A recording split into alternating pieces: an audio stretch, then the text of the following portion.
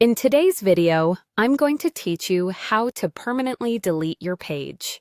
Before we begin, make sure you're signed in with an account that has full admin access to the page you want to remove. Using a desktop browser makes the layout easier to follow, and the wording and menus might vary slightly, but the process is the same. Start by logging into your page. Once you're in, look to the left-hand menu and click Settings. This is where all controls for your page live, including visibility, content, and access options. If you don't immediately see settings, expand the navigation or scroll down until it appears. Inside Settings, stay on the left side and look for Your Page Information. On some layouts, this may appear simply as Your Information. Both labels lead to the same section containing ownership and control details. Go ahead and click it to open the information panel. In that panel, find the option labeled Access and Control. This section is designed for major account actions, such as deactivation, transfer, and deletion. Click Access and Control, then select Delete Page. Choosing Delete Page initiates the removal process, but it won't erase anything instantly. You'll still need to confirm. You'll be prompted to continue.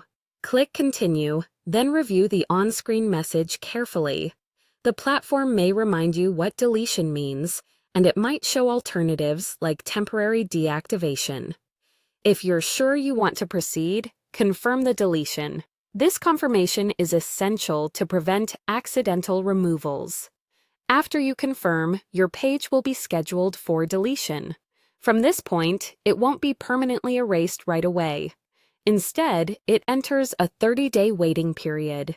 During this time, the page is queued for removal and is on track to be permanently deleted after the 30 days pass.